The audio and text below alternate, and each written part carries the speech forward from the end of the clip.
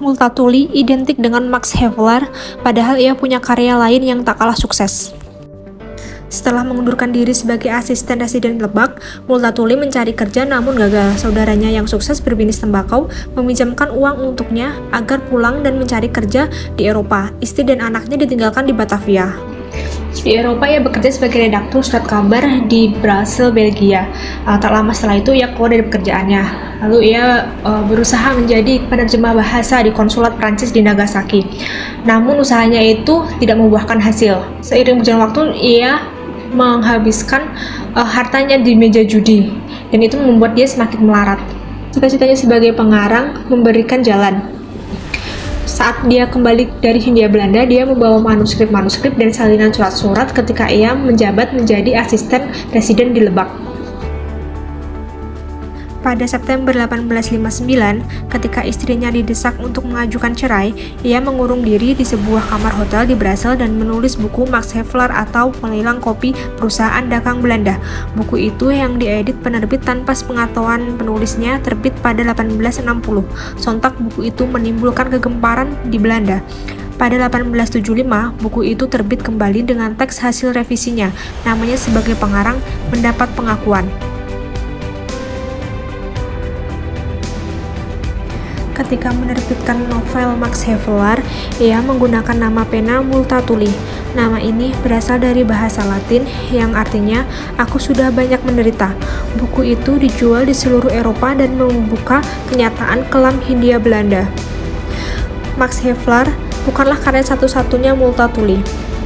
Ketika Max Havelaar ditulis, ia menerbitkan karya prosa pertama yang berjudul Keyakinan, yang menyajikan sikap kepercayaannya dalam bentuk sangat padat. Pada 1861, setahun setelah Max Havelaar terbit, ia menerbitkan Minnebrieven atau surat-surat cinta, yang berisi korespondensi dengan Fancy dan Tin.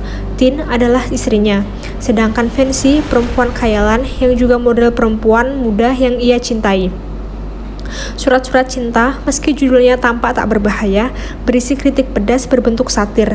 Di dalamnya berisi serangkaian kisah perumpamaan yang cemerlang, sejarah-sejarah tentang kekuasaan dan dongeng-dongeng. Ia juga menerbitkan Iden atau Ide-ide antara tahun 1862 dan 1877. Kepada penerbitnya, ia menulis,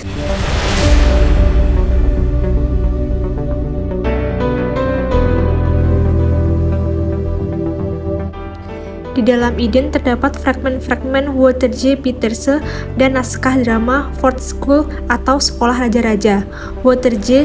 Dalam Walter J. Peterse, yang pada dirinya dapat kita jumpai kembali sifat-sifat Edward muda, adalah seorang pemuda yang berbakat dan perasa yang selalu berada dalam konflik dengan lingkungannya yang picik dan munafik, termasuk keluarganya sendiri.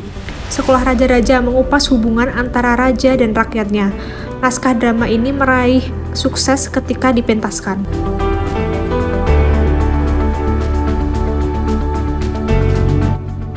Ada juga kisah yang mengingatkan kita pada masa tatkala Multatuli menjadi kontrolir di Sumatera Barat dalam pengadilan Sulaiman.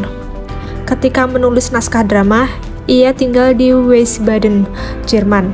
Ia tak punya uang, tak punya pekerjaan, uang pensiunannya tak sisa, ia pun terkucil dari masyarakat.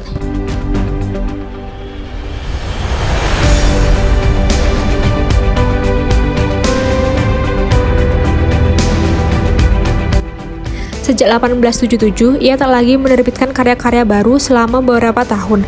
Ia masih melakukan perjalanan secara teratur dari Jerman, negeri tempatnya menetap, ke Belanda untuk mengemukakan pendirian-pendiriannya melalui ceramah-ceramah. Pada akhir hayatnya, ia melalui bersama istri keduanya, Mimi dan anak angkatnya, Walter, di rumahnya yang diperoleh sebagai hadiah dari sahabat dan pengagumnya di Ingelheim am Rhein, dekat Sungai Rhine, sampai akhirnya meninggal pada 19 Februari 1887. Dia mengidap penyakit asma dan meninggal saat tidur di kursi sofa. Multatuli meninggalkan gagasan yang abadi. Di Belanda, Max Havelaar bahkan menjadi lambang bahan pangan yang dihasilkan dan dijual guna membantu perekonomian produsen kecil.